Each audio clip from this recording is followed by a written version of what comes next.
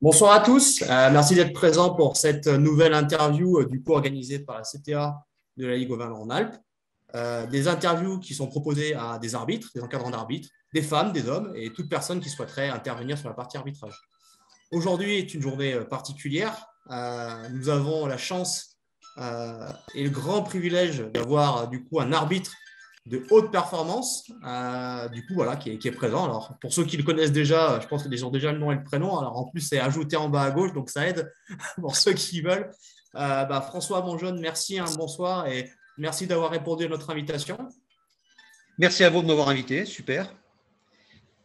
Ça fait super. Donc, l'idée un petit peu par rapport à cette organisation d'interview qu'on fait, alors, il y en a certains qui sont déjà habitués, il y en a qui nous suivent régulièrement, une douzaine de vidéos déjà faites qui ont démarré pendant le Covid. L'idée, c'est qu'en gros, on puisse te poser des petites questions sur qui tu es, ce que tu as fait, parce que tu es forcément attaché à la Ligue Auvergne-Rhône-Alpes, mais à un bassin en particulier que tu nous définiras, d'autres personnes aussi peut-être qui ont compté pour toi.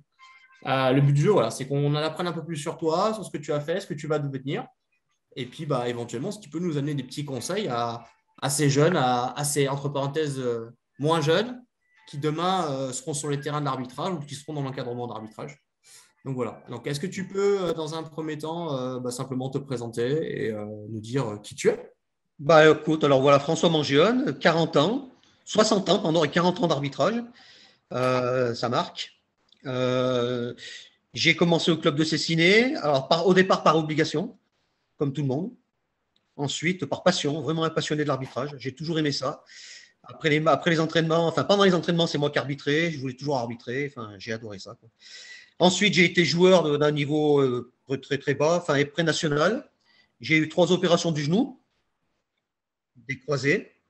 Donc ça m'a fait arrêter. Et je me suis mis à l'arbitrage à fond. Pour anecdote, j'ai arbitré avec Pierre Boyer pendant 1 an, ceux qui connaissent, et puis Pascal Baud aussi pendant 1 an. Donc c'est quand même des figures du handball français. Et puis après, j'ai suivi le cursus jusqu'à arriver au plus haut niveau, la D1. Alors ça, c'était pas la LNH, c'était la N1A. Je ne sais pas si tu te rappelles. J'ai commencé en National 4, qui existait à cette époque-là. Donc, c'est vieux. Je suis pas tout jeune.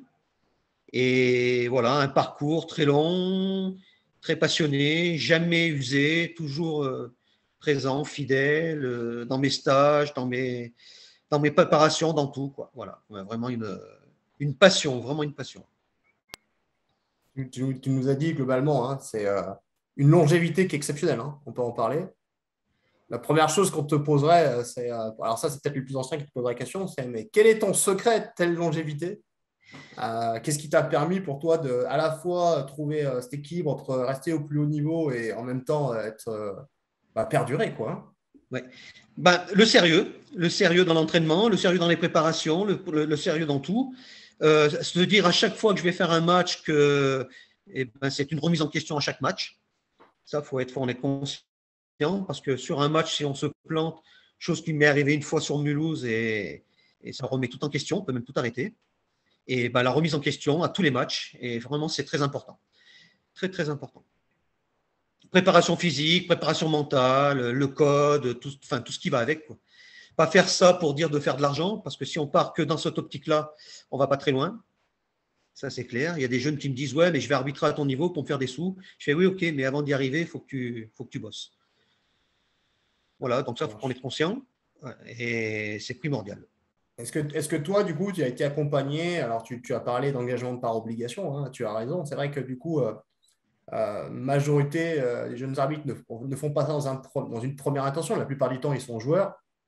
Il y a des événements de vie qui font qu'ils peuvent basculer. Alors, c'est à la fois des obligations du club, ça peut être une blessure, tu l'as très bien exprimé.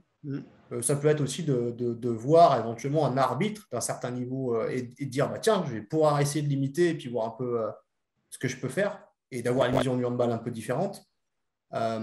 Toi, globalement, est-ce que tu as été accompagné? Est-ce que c'est toi qui dis tiens, je vais faire ça on m'a dit par obligation, mais tu n'étais pas obligé de poursuivre parce que toi, tu avais envie d'aller plus loin, tu avais envie de perfectionner ton handball. Est-ce que tu as quelqu'un qui t'a vraiment poussé, accompagné? Est-ce que toi, tu t'es auto-formé? Enfin, voilà, tous ces éléments-là, en fait.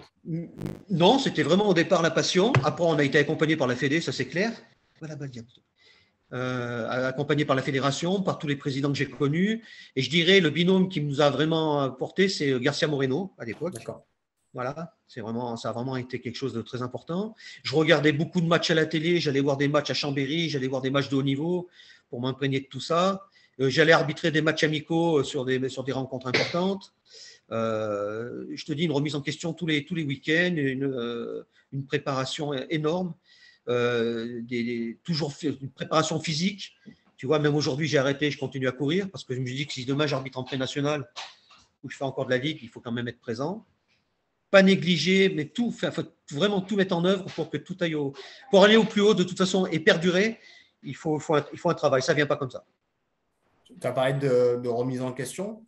Finalement, tu as beaucoup parlé aussi de l'auto-formation, hein, le fait d'aller voir les matchs, le fait finalement d'aller soi-même chercher des matchs amicaux du niveau supérieur, de prendre l'initiative, d'aller se rapprocher des clubs ou des équipes, de prendre contact avec les entraîneurs pour voilà, pas se limiter à ce qu'on nous donne, mais aller chercher plus loin. Donc ça, c'est quelque chose qui est important. Aujourd'hui, on parle de plus en plus de remise en question, d'analyse par la vidéo. Toi, comment tu abordais ta remise en question et ce travail sur tes matchs? Est-ce que tu faisais des fiches? Paradoxalement, moi, les vidéos, je ne les regardais pas trop. Ça me faisait mal des fois, sincèrement. De se voir arbitrer, ce n'est pas forcément ce qu'il y a de mieux. Ce qui m'a vraiment, vraiment aidé, c'est vraiment le retour des entraîneurs, des dirigeants, voire des fois des joueurs, les discussions après les matchs. Être à l'écoute et pas se dire, ouais, vous avez pas raison, enfin, j'ai raison, c'est toujours moi. Non. Toujours écouter ce qu'on me dit, en prendre conscience et essayer de s'améliorer le week-end d'après. Et même quand il y a des suivis, tout ça et tout. Vraiment, c'est ce qui m'a vraiment, vraiment fait avancer. Les vidéos, j'en ai regardé très peu, vraiment sur des actions ou sur des litiges ou sur des choses où j'étais pas vraiment content. Mais aussi, non, pas trop de vidéos. J'aimais pas, en fait. Mais beaucoup de discussions avec les entraîneurs, les joueurs, l'autocritique, voilà. Donc, ça m'a beaucoup aidé. Tu disais que tu as renvoyé une espèce de miroir grâce aux autres, en fait, sur tes prestations. Toi, quel attachement tu mets aux relations humaines, finalement, aux relations avec les acteurs en tant qu'arbitre?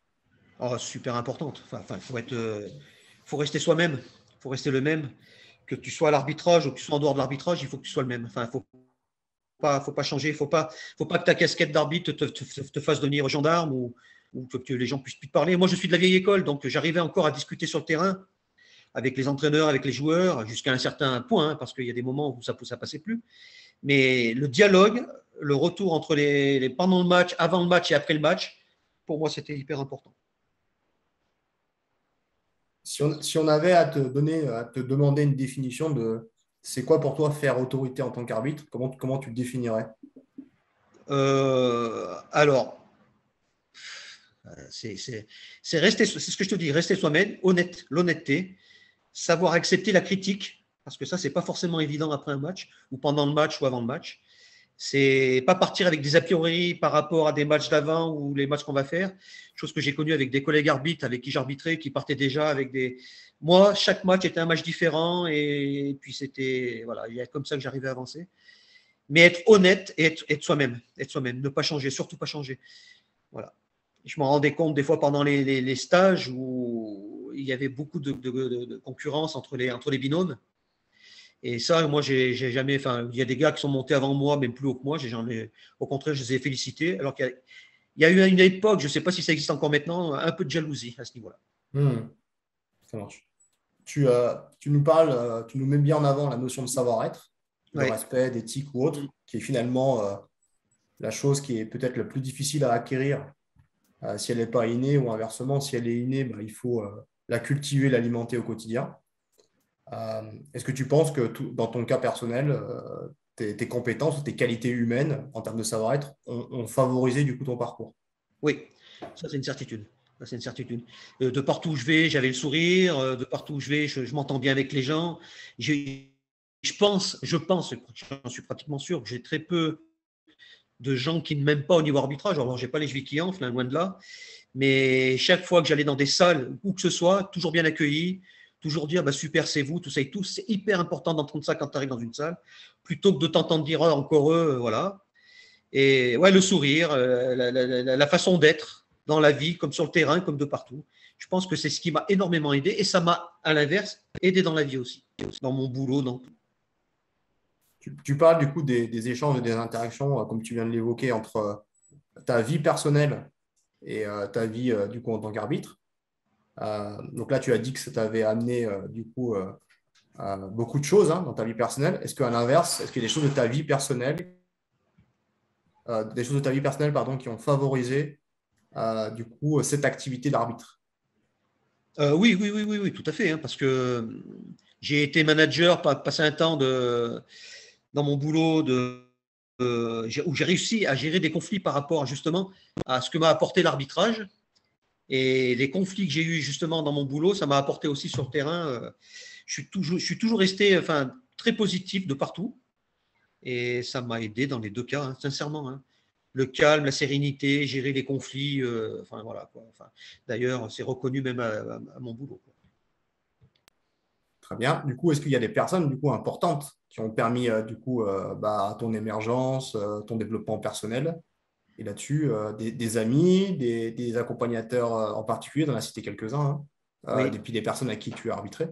Mais est-ce qu'il y a des membres de ta famille ou des amis ou des personnes à qui tu as gardé des relations ou qui t'ont marqué aussi? Non, non, non, non, non, non. Enfin, je sais pas, c'est peut-être plus à eux qu'il faudrait poser la question, mais non, sincèrement, enfin, moi, je suis en 40 ans d'arbitrage, je suis toujours resté le même, toujours resté le même. J'ai jamais, jamais, et ça c'est important, pris la grosse tête, jamais. Même quand je suis monté au plus haut niveau, où j'y suis pas resté longtemps, hein, faut pas se voler la face. Parce que comme je te dis dans la vidéo, au bout d'un moment, on a demandé avec mon collègue à l'époque de descendre, parce qu'on avait un suivi pour savoir si on se maintenait ou pas. On a dit non, on veut descendre. Le niveau au-dessus, enfin, c'est le Graal, c'est super, mais euh, moi, je vais être honnête, je partais arbitrer avec une couche, quoi. Enfin, ça devenait pas possible, quoi. Donc, on avait demandé à nos Ouais, pairs justement de descendre. Chose qui se fait super. rarement, malgré tout, hein. Yes, tu nous as donné pas mal d'éléments sur toi, ce qui t'a permis d'aller sur le plus haut niveau avec cet équilibre de vie et cet équilibre personnel. Là, on a sur la Ligue Auvergne-Rhône-Alpes pas mal de jeunes qui émergent. On a une paire qui a sifflé des finalités filles du coup aux Intercoms, qui n'étaient pas arrivées depuis la génération de Liam et Solène Rondeau. Oui, oui. Voilà. Et après, quand on remonte, ça remonte à bien, bien, bien, bien loin. Euh, du coup, quel petit conseil tu pourrais donner à ces jeunes aujourd'hui par rapport à ce que toi tu as vécu? On imagine que tu serais tuteur ou conseiller du coup de ces jeunes. Qu'est-ce que tu leur dirais en premier et est-ce que tu aurais des petites astuces ou des petits outils à leur transmettre? Alors, comme je disais, je me répète, mais de rester eux-mêmes, de rester les mêmes, de pas transformer, de pas devenir d'autres personnes quand ils viennent à l'arbitrage. Et ça passera sans problème, hein. Moi, c'est ce que j'ai fait depuis toutes mes années, hein. Comme je te dis, chaque match était un match important et chaque match était une remise en question. Il faut qu'ils avancent, il faut qu'ils restent les mêmes, il faut qu'ils apprennent, il faut qu'ils écoutent, il faut qu'ils. Enfin, tout ça est hyper important. C'est tout un mélange, mais tout un pactole. Je ne sais pas dans quel ordre le mettre, mais tout est important. Moi, je pourrais leur amener au niveau expérience. Au niveau ce que vous faites actuellement, au niveau de la CTA, vous êtes tous très forts, tous très calés. Moi, au niveau expérience et au niveau ce que j'ai vécu, je peux amener, je pense, un petit plus à tous ces jeunes. Alors, ça me renvoie à la partie confiance, en fait. Voilà. Ça me renvoie à ça. Ok, très bien. Du coup, évolution de vie. Pour beaucoup, il y en a qui disent fin de carrière. Moi, je dirais plutôt évolution de vie, c'est-à-dire la naissance d'autre chose. En l'occurrence, une prise de responsabilité, du coup, sur. Tu es président d'un club, donc tu peux nous Bah, citer. je vais reprendre la présidence d'un club à partir de samedi, là. Ok, C'est une très assemblée bien. générale, donc il va y avoir un changement. Donc, ce n'est pas une surprise, hein, tout le monde le sait. Enfin, je vais Bien, être président du club de Cessiné, pour ceux qui très connaissent. bien. Voilà. Là où je vais appuyer le plus dans mon club, j'ai des gens de confiance, il n'y a aucun souci. Ils continueront à faire le boulot qu'ils font. Ce qui m'importe le plus, c'est au niveau des jeunes arbitres dans mon club et la relation qu'il y a avec les parents dans les tribunes. Ça, c'est une chose que je ne supporte plus, de voir des parents qui s'en prennent aux arbitres, qui ont 11 ans, 12 ans, 13 ans, 14 ans. Ça, je ne le supporte pas. Ça sera vraiment mon cheval de Troie. Ça sera vraiment Hmm. mon cheval de bataille. C'est une chose que je ne supporte pas, que je ne supporterai jamais où que je sois. Déjà, je ne le supporte pas avec les seniors quand on s'en prend à des arbitres seniors. Alors, sur des jeunes, ça ne passera pas avec moi. Ça marche. On a fait un petit bilan là, la dernière fois des chiffres concernant les écoles d'arbitrage sur l'Igora. On compte à peu près 230 clubs. On a 90 animateurs écoles d'arbitrage. Aujourd'hui, on a globalement un quart des clubs qui s'investissent dans le domaine arbitrage, mais trois quarts qui s'en occupent peu ou pas. Si tu avais un petit message à dire sur l'importance des jeunes arbitres dans les écoles d'arbitrage ou dans les clubs, qu'est-ce que tu leur dirais? Est-ce que tu penses que du coup, un président a indirectement une responsabilité ou un rôle à jouer vis-à-vis de ça? Ah oui, bah, carrément, carrément. Alors, carrément. Moi, sincèrement, je vais être président d'un club. Enfin, l'importance qu'il y aura l'école d'arbitrage au niveau de mon club, c'est primordial. C'est pour ça que je te dis, il y aura une relation entre les parents et les enfants qui vont arbitrer et les jeunes. Je vais même faire une formation chez moi, parents-enfants. Ça, c'est primordial. Et je l'ai déjà fait dans un club il y a quelques années où j'avais demandé aux parents d'arbitrer des matchs de jeunes. Et là, tu t'aperçois que en fait, il n'y a pas beaucoup de connaissances dans les tribunes, quoi. Il y a beaucoup de critiques et ça, c'est une chose que je veux améliorer. Ça, c'est une certitude chez moi. Si vous pouvez le faire dans pas mal de clubs, sincèrement, et moi, je vais des fois dans des clubs et voir des matchs de jeunes et je vois ce qui se passe, je ne le supporte pas. Donc ça, c'est vraiment une chose que je dirais de mettre en avant dans tous les clubs. Et bien sûr, l'arbitrage, il est hyper important si on veut pérenniser l'avenir de l'arbitrage français. Ça, c'est une certitude. Ça marche. Petit mot qu'on laisse souvent pour la fin. Est-ce que tu as un mot à dire à une personne en particulier, membre de la famille ou autre, vis-à-vis de cette interview pour la valoriser ou la mettre en avant? C'est libre. Merci vraiment à tous les acteurs du handball français, mais que ce soit dirigeants, entraîneurs, joueurs, publics parfois, pas tout le temps, mais voilà, toutes les instances fédérales, vous, vraiment tout le sérieux que vous apportez à tout ça. Ça a beaucoup changé en 40 ans, je t'assure, vraiment. Enfin, ça a pris des proportions vraiment. Si c'était à refaire, je le referais avec grand plaisir. Sauf que maintenant, je pense que ça devient de plus en plus dur, de plus en plus draconien. C'était un peu plus, je dirais, entre guillemets, facile à mon époque. Malgré tout, ça restait quand même compliqué. Mais je trouve que maintenant, le parcours est dur, quoi, avant d'arriver au niveau. Il faut être sérieux jusqu'au bout. Merci François. Merci pour ces échanges. Je pense que ça va être très Merci. enrichissant pour les jeunes arbitres qui vont écouter un petit peu cette visio.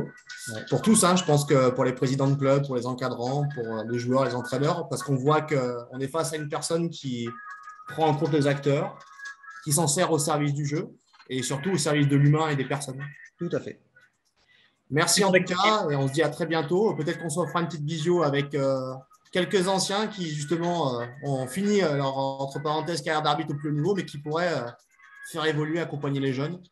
Je pense à notre ami Laurent Evray et d'autres qu'on pourrait mettre en avant. Bien on a cité quelques-uns et je pense qu'on pourrait les inviter aussi. Ça pourrait être sympa, voir quelques anciens et ce qu'ils apportent déjà en tant qu'encadrants sur l'arbitrage. Super. Merci à toi. Bonne soirée. Merci à toi aussi. À bientôt. À bientôt.